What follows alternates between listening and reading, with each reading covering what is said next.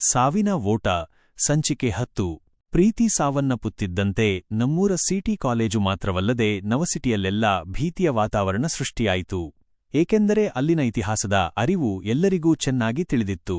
ಗುರುವಾರ ಯಾರಾದರೂ ಮೃತಪಟ್ಟರೆ ಮುಂದಿನ 7 ಗುರುವಾರಗಳಲ್ಲೂ ಒಬ್ಬೊಬ್ಬರು ಸಾಯುವುದು ನಿಶ್ಚಿತ ಎಂಬುದು ಇಲ್ಲಿನ ನಂಬಿಕೆ. ಈ ಹಿಂದೆ 3 ಬಾರಿ ಹೀಗೆ ನಡೆದಿರುವುದು ಇದಕ್ಕೆ ಪುಷ್ಟಿ ನೀಡುತ್ತದೆ.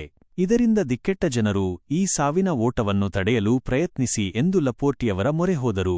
ಇದಕ್ಕೆ ಪ್ರತಿಕ್ರಿಯಿಸಿದ ಲಪೋರ್ಟಿಯವರು, ಎದುರಾಗುವ ಅನಾಹುತವನ್ನು ನಾನು ತಡೆಯಲು ಪ್ರಯತ್ನಿಸುತ್ತೇನೆ. ಇಂದಿನಿಂದ ಸುಮಾರು 21 ದಿನಗಳವರೆಗೂ ನಕಾರಾತ್ಮಕ ಶಕ್ತಿಯ ಪ್ರಭಾವ ಹೆಚ್ಚಾಗಿರುತ್ತದೆ.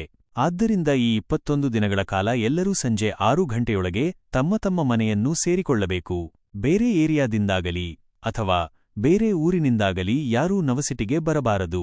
ಇಲ್ಲಿಂದ ಯಾರೂ ಹೊರಗೆ ಹೋಗಬಾರದು ಎಂದು ಹೇಳಿದರು. ಅಲ್ಲದೆ ಪ್ರತಿದಿನ ಮನೆಯ ಮುಂದೆ ಸಂಜೆ 6 ಗಂಟೆಗೆ ಸರಿಯಾಗಿ ಒಂದು ದೀಪವನ್ನು ಹಚ್ಚಬೇಕು. ದೀಪದ ಪಕ್ಕದಲ್ಲಿ ತೊಪ್ಪೆಯಿಂದ ಮಾಡಿದ 2 ಉಂಡೆಗಳನ್ನು ಇಡಬೇಕು. ಹಾಗೂ ಆ ಉಂಡೆಯ ಮೇಲೆ ಗರಿಕೆ ಹುಲ್ಲನ್ನು ಇಡಬೇಕು ಎಂದು ಸೂಚಿಸಿದರು.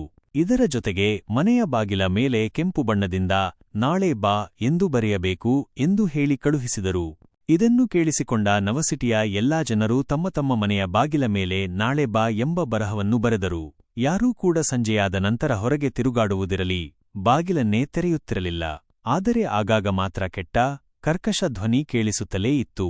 ನಾನು ಬರ್ತೀನಿ, ಬಾಗಿಲು ತೆಗೆಯಿರಿ ಎಂದು ಅಳುವ ಶಬ್ದ, ನೀವು ಬಾಗಿಲು ತೆರೆದರೆ ನಾನು ಉಂಡು ಹೋಗುತ್ತೇನೆ ಎಂದು ನಗುವ ಶಬ್ದಗಳು ಅತ್ಯಂತ ಭಯವನ್ನುಂಟು ಮಾಡುತ್ತಿದ್ದವು. ಆದರೂ ಎಲ್ಲರೂ ಜೀವವನ್ನು ಕೈಯಲ್ಲಿಡಿದು ಮಾತಾಡದೆ ಮನೆಯೊಳಗೆ ಕುಳಿತರು.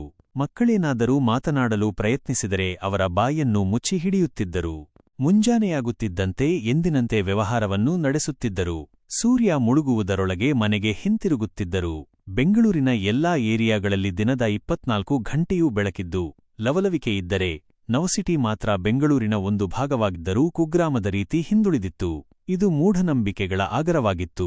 ಕಾರಣ ಇಲ್ಲಿ ಅನಾದಿಕಾಲದಿಂದಲೂ ವಾಸವಾಗಿದ್ದ ಮಾಟಗಾರರು ಇಲ್ಲಿನ ಜನರ ಮೇಲೆ ತುಂಬಾ ಪ್ರಭಾವ ಬೀರಿದ್ದರು. ಹೆಸರಿಗೆ ನವಸಿಟಿಯಾದರೂ ಹಳ್ಳಿಗಳಿಗಿಂತಲೂ ಕಡೆಯಾಗಿತ್ತು. ಒಂದು ಸಣ್ಣ ಸಮಸ್ಯೆ ಎದುರಾದರೂ ಇದಕ್ಕೆ ದೇವಿ ನಮ್ಮ ಮೇಲೆ ಮುನಿದಿದ್ದಾಳೆ ಎಂಬ ಮಾತು ಅವರ ಬಾಯಿಂದ ಬರುತ್ತಿತ್ತು. ಇದಕ್ಕಾಗಿಯೇ ಲಪೋರ್ಟಿಯವರು ಹೇಳಿದ್ದನ್ನು ಚಾಚು ತಪ್ಪದೆ ಪಾಲಿಸುತ್ತಿದ್ದರು. ಏಕೆಂದರೆ ಲಪೋರ್ಟಿಯವರು ಮಹಾಕಾಳಿಯ ದೇವಸ್ಥಾನವನ್ನು ಕಟ್ಟಿಸಿದ್ದೂ ಅಲ್ಲದೆ ಪೂಜೆಯನ್ನು ಸಹ ಮಾಡುತ್ತಿದ್ದರು. ಇದರಿಂದ ನವಸಿಟಿಯ ಜನರಿಗೆ ಲಪೋರ್ಟಿಯವರು ಆ ನಗರದ ದೇವಮಾನವರಾಗಿದ್ದರು. ಅವರ ಮಾತಿಗೆ ಯಾರೂ ಮರುಮಾತಾಡುತ್ತಿರಲಿಲ್ಲ. ಅಲ್ಲದೆ ನಮ್ಮೂರ ಸಿಟಿ ಕಾಲೇಜನ್ನು ವಿಶ್ವಮಟ್ಟದಲ್ಲಿ ಹೆಸರು ಗಳಿಸುವಂತೆ ಮಾಡಿದ್ದರು. ಇದರಿಂದ ಲಪೋರ್ಟಿಯವರ ಮೇಲೆ ಇನ್ನಿಲ್ಲದ ಪ್ರೀತಿ ಮತ್ತು ಗೌರವವಿತ್ತು.